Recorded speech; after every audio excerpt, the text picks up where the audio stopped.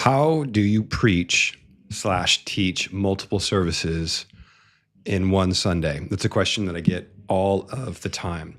Currently, I'm preaching four services on a Sunday, three in the morning, one at night. I'm actually getting ready to preach my last service of the day here in just a few minutes, but I thought I'd hop on and answer this question. And again, it is a question I get a lot. I get a lot from the people that go to our church, which, by the way, my name is Jeff Moores. I am the lead pastor of Rhythm Church. I'm the planting pastor of Rhythm Church. And I do a lot of stuff in the leadership and creative space as well. Yes, no need for applause. Anyways, how do you do this? Now, I've spoken multiple services for many years now.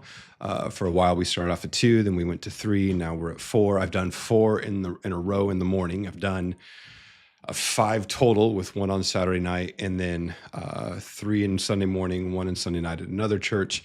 And I wouldn't necessarily say that there's an art form for it, but there is something that I guess you could be aware of.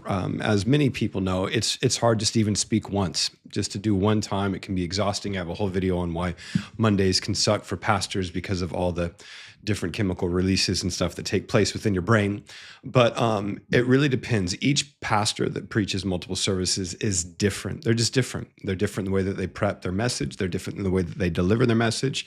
Some pastors are word for word in the way that they communicate each and every service. So what I'm going to do is I'm just going to tell you my little routine, which works best for me and might help you out if you're doing 1 service, 2 services, 3 services, 4 or more. Those who do more than 4, props.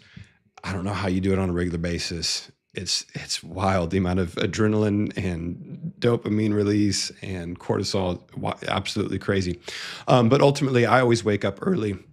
The way that I prepare my messages, I just go through so I have an idea of where I'm going from one point to the next. And then, of course, the 8:45 or the 8:30, the early service is always almost like the run through. We're going to see how it comes out. And during that service, you see what works, what doesn't. And I just make mental notes to myself of when to say what and when to say it where. But I do allow for variance from each service because personally, I'm a little bit spirit-led in that I'm going to allow something to happen in this service that doesn't necessarily happen in this service.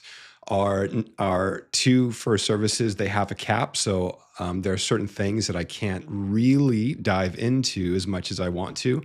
But for, say, an 11:30 service that doesn't have a service afterwards, and our 6 p.m. service that doesn't have a service afterwards, I'm able to elaborate a little bit more on certain points that I've wanted to make or wanted to dig into. And it is true, each service does add just a little bit extra insight. You see which point hits with certain, which points hit more than others. And so you lean into those ones. But what do you do in between service? No, I'm not a green room guy. This is the greenest room that I've got. It's my little office within the church building right off the sanctuary that is really not a lot to it. There's a fridge in it. There's a couple of chairs. There's no real couch. It's got cabinets and a sink.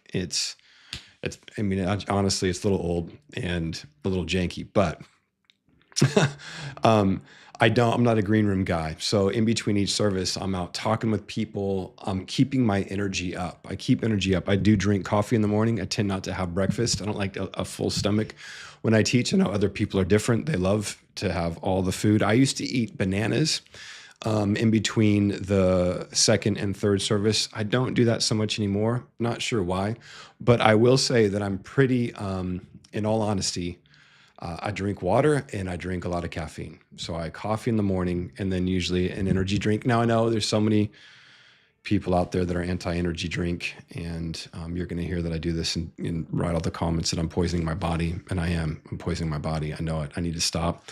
I need to get more just like on some cold brew or something that is more of a natural caffeine kick. But I am fueled by caffeine. And so I will take a moment if I need to every once in a while just to come in and sit in this room no more than 5 minutes ever. I don't like to sit down and slow down. As a matter of fact, a friend of mine who does 4 services on a Sunday, he gave me this, like all in a row, he gave me this advice. He goes, just don't stop. Just don't sit down and allow yourself to be tired. Just keep going, keep the pace, keep the rhythm church, but keep the rhythm going throughout your morning, so that you don't slow down and get tired. I will allow myself a moment in worship just to sit on the front row, but I maintain an attitude of worship. Of course, prayer throughout. Lord, guide me, direct me. Lord, give me energy. By 11:30, I'm like, Lord, this is all you. This is your energy. This is what you got to do through me. Holy Spirit, empower me. And then I do go home and I take a nap, take a 20-minute nap, between 20 to 40. Anything more than that, it just wrecks me. It takes me a minute to recover. But take a 20-minute nap, get up. Sometimes I'll stretch. Sometimes if it's the summertime, like today, went and jumped in the pool. And then I take a shower to refresh, wake myself back up again. I head to the church, get here a little bit early. I go through a routine of resetting some chairs. I know that I could have teams do it for me, but it's almost therapeutic.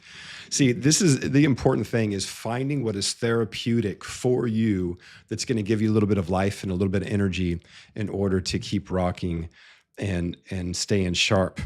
And then I after that, come back in my office, pray, re-go over the notes just to make sure that I'm not forgetting anything from the morning till the evening. And I get out there and I preach the last service. And then on Mondays, I'll actually link the what to do on Mondays, why Mondays can suck for pastors, at the very end of this when I go back through and make it all work. But that's how I do it.